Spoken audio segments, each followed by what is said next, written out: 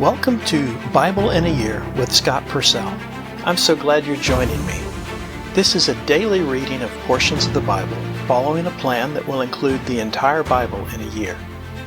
And now, let's open the book and begin our readings. This is the reading for day 35. If your reading is aligned with the calendar year, this is for February 4th. The Old Testament reading is from Job 33 and Job 34. Job 33. But now, please hear my speeches, Job, and hear all my words. Please look, I open my mouth, my tongue in my mouth speaks. My words declare my heart's uprightness, and my lips sincerely speak what my lips know. The Spirit of God has made me, and the breath of Shaddai gives life to me. If you are able, answer me. Present your argument before me. Take your stand. Look, before God I am like you. I myself was also formed from clay.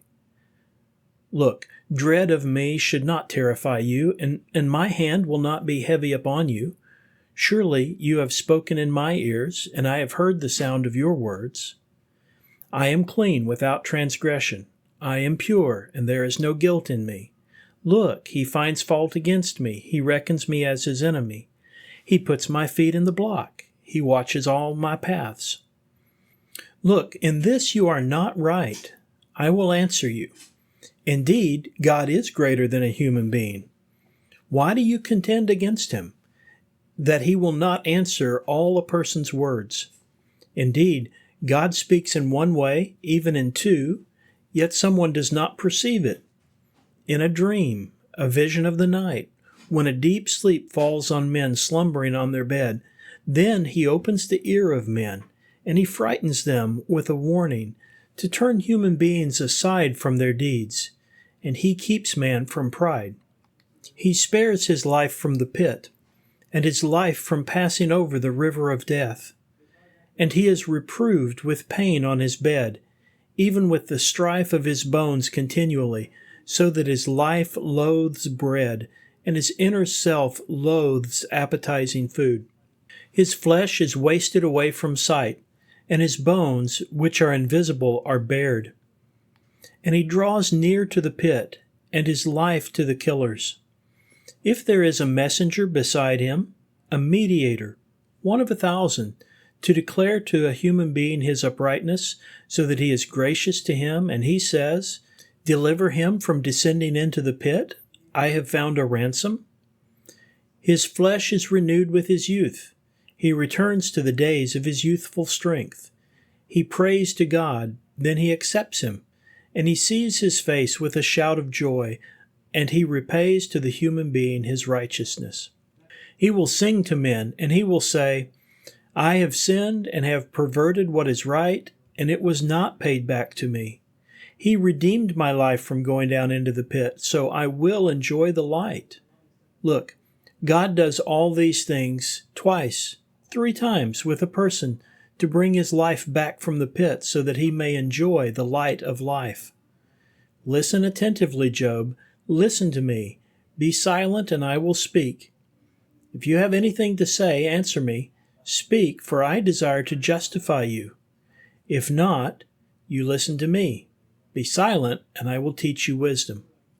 Thus Elihu spoke up and said, Hear my words, you wise men, and listen to me, you who know, for the ear tests words, and the palate tastes food. Let us choose justice for ourselves. Let us determine among ourselves what is good. For Job has said, I am righteous, but God has taken away my justice. Should I lie concerning my justice? Though I am without transgression, my wound caused by an arrow is incurable.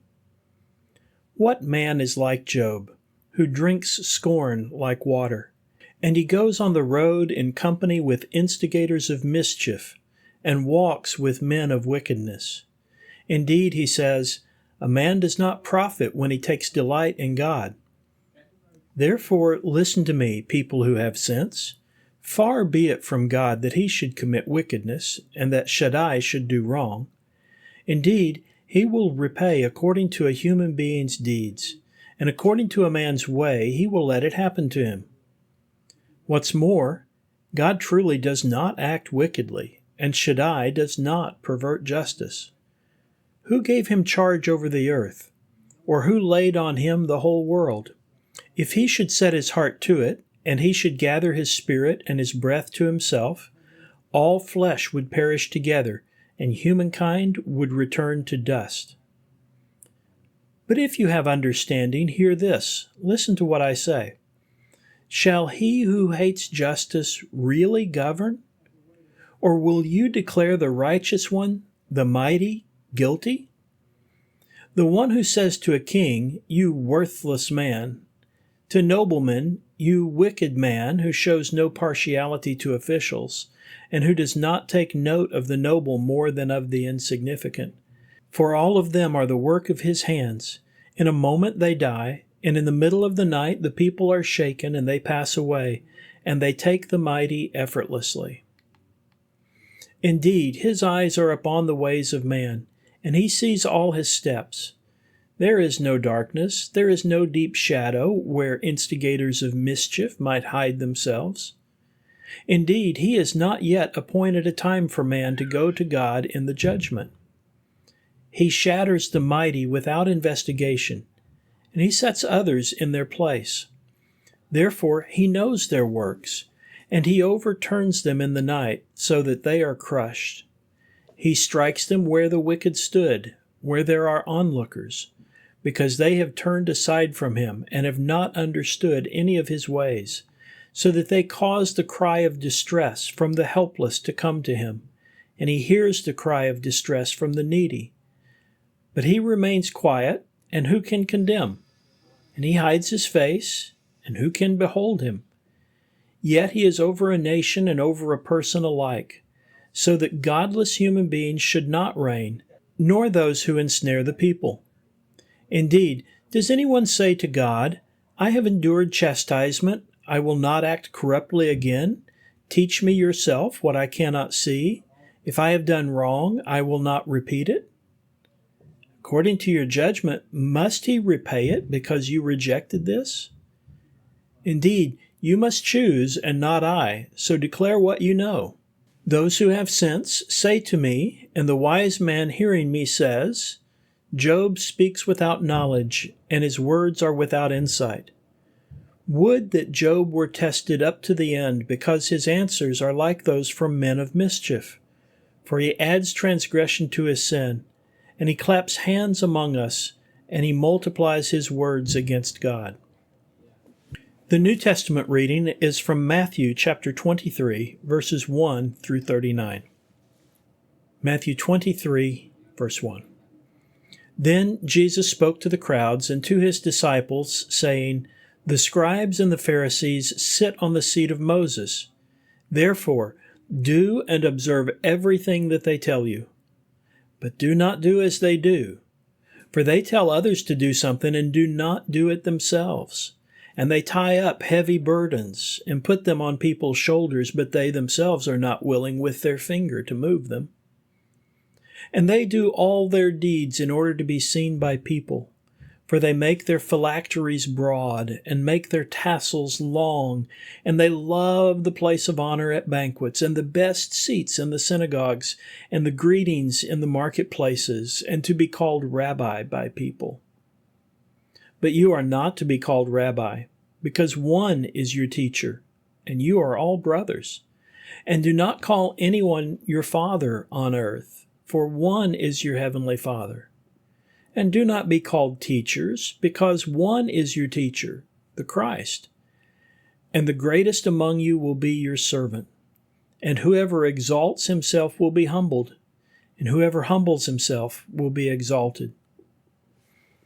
But woe to you, scribes and Pharisees, hypocrites, because you shut up the kingdom of heaven before people.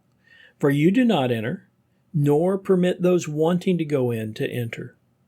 Woe to you, scribes and Pharisees, hypocrites, because you travel around the sea and the dry land to make one convert, and when he becomes one, you make him twice as much a son of hell as you are.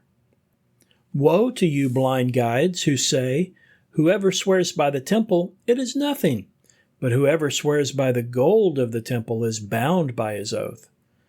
Fools and blind people! For which is greater, the gold or the temple that makes the gold holy? And whoever swears by the altar, it is nothing, but whoever swears by the gift that is on it is bound by his oath. Blind people! For which is greater, the gift or the altar that makes the gift holy? Therefore, the one who swears by the altar swears by it and by everything that is on it. And the one who swears by the temple swears by it and by the one who dwells in it. And the one who swears by heaven swears by the throne of God and by the one who sits on it. Woe to you, scribes and Pharisees, hypocrites, because you pay a tenth of mint and dill and cumin and neglect the more important matters of the law, justice and mercy and faithfulness. It was necessary to do these things while not neglecting those. Blind guides who filter out a gnat and swallow a camel. Woe to you, scribes and Pharisees, hypocrites, because you cleanse the outside of the cup and the dish, but inside they are full of greed and self-indulgence. Blind Pharisee, first clean the inside of the cup and the dish, so that the outside of it may become clean also. Woe to you, scribes and Pharisees, hypocrites, because you are like whitewashed tombs, which on the outside appear beautiful, but on the inside are full of the bones of the dead and of everything unclean. In the same way, on the outside you also appear righteous to people, but inside you are full of hypocrisy and lawlessness. Woe to you, scribes and Pharisees, hypocrites, because you build the tombs of the prophets and decorate the graves of the righteous, and you say, "If we had lived in the days of our fathers, we would not have been partners with them in the blood of the prophets." Thus you testify against yourselves that you are descendants of those who murdered the prophets, and you fill up the measure of your fathers. Serpents, offspring of vipers, how will you escape from the condemnation to hell? For this reason, behold, I am sending to you prophets and wise men and scribes. Some of them you will kill and crucify, and some of them you will flog in your synagogues and will pursue from town to town, so that upon you will come all the righteous blood shed on the earth, from the blood of righteous Abel up to the blood of Zechariah son of Berechiah, whom you murdered between the temple and the altar. Truly I say to you, all these things will come upon this generation. Jerusalem, Jerusalem, who kills the prophets and stones those who are sent to her, how many times I wanted to gather your children together, the way a hen gathers her young together under her wings, and you were not willing. Behold, your house has been left to you desolate.